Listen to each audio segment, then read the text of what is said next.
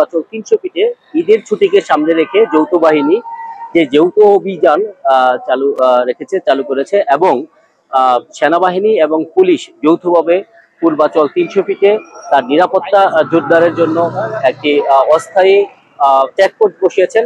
এখানে তারা দেখছেন কিভাবে হেলমেট ছাড়া যারা বাইকার, যারা ওভার স্পিডে গাড়ি মোটরসাইকেল চালাচ্ছে এবং তাদের ড্রাইভিং লাইসেন্স ঠিক আছে কিনা, গাড়ির কাগজপত্র ঠিক আছে কিনা, তারা যৌথ বাহিনী একসাথে, পুলিশ এবং সেনাবাহিনী একসাথে তারা মোটরসাইকেল, সিএনজি এবং প্রাইভেট কার এবং যাদের যেই গাড়িগুলোকে তাদের সন্দেহ মনে হচ্ছে সেই গাড়িগুলোকেই তারা চেক করছেন এবং তাদের প্রত্যেকটা গাড়ির কাগজপত্র নিখুঁতভাবে তারা চেক করছেন এবং যারা মোটরসাইকেল আরোহী আছে, যারা এই পূর্বাচল 300 ফিটে ওভার স্পিডের কারণে যে অ্যাক্সিডেন্ট গুলো হয়, মারাত্মক অ্যাক্সিডেন্ট গুলো হয়, এর জন্য তারা হেলমেটটাকে তারা বিশেষভাবে যারা গুরুত্ব দিচ্ছেন, যাদের মাথায় তারা হেলমেট দেখতে পাচ্ছে না তাদেরকে সাথে সাথে মামলা দিচ্ছে এবং জরিমানা গাড়িগুলোকে নিয়ন্ত্রণ করছে এবং প্রত্যেকটা গাড়ির কাগজপত্র তারা দেখছে যে প্রত্যেকটা গাড়ির কাগজপত্র ঠিক আছে কিনা। আমি আপনাদেরকে দেখাচ্ছি এখানে যে আর্মির সদস্যরা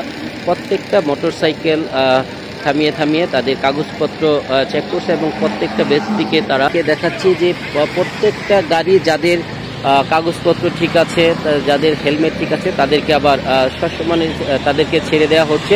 পুলিশ এবং সেনাবাহিনী যৌথভাবে একটি দখল দিচ্ছে। এখানে দেখো আপনাকে পুলিশ আপনার কাছ থেকে কি জানতে চাইছে এবং কি দেখতে চাইছে? আমার কাছ থেকে ট্যাক্স টোকেন, আমার লাইসেন্স, আমার রেজিস্ট্রেশন পেপার জানতে চেয়েছে। সাডেনলি আমার নাম্বার প্লেটের হোল্ডারটা ভেঙে গেছিল, সেই কারণে এখানে সব স্যারেরা যারা সিকিউরিটি পারপাসে ছিল তারা আমাদেরকে আটকাইছে। স্যার ওটার ব্যাপারে আমার যে যথাযথ ব্যবস্থা নেওয়ার নাম্বার প্লেটের জন্য উনি জাস্ট নাম্বার প্লেটের ব্যবস্থা নিয়েছে এবং বলেছে এটা শীঘ্রই যেন আমি প্লেট হারানোর যে করা, জিডি করা বা যেটাই করা হোক, থানায় যেন জিডি করে আমি নাম্বার প্লেটটা আবার উঠাই নি।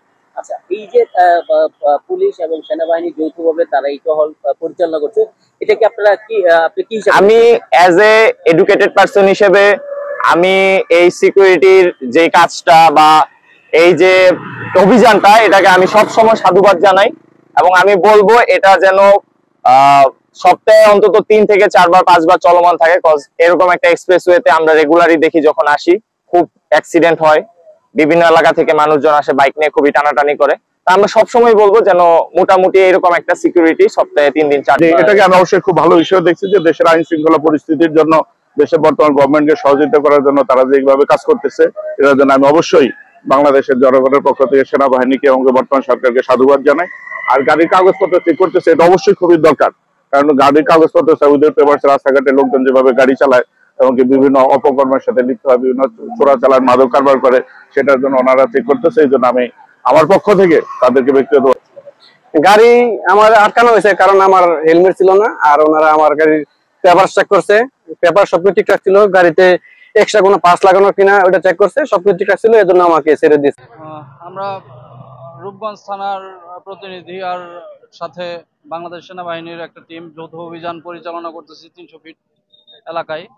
এখানে অভিযানকালে বেশ কিছু কাগজপত্রবিহীন গাড়ি আটক করা হয়েছে, আর মামলা যেগুলা কাগজপত্র নাই কিংবা হেলমেট নাই মামলা দেওয়া হচ্ছে, এটা চলমান আছে। দেখা যায় এখন পর্যন্ত নিরাপত্তা জোরদারের জন্য তাদের এই যৌথ অভিযান এটা অব্যাহত থাকবে বলে তারা জানিয়েছে। রূপগঞ্জ থেকে রনি আহমেদ, সিএসবি নিউজ।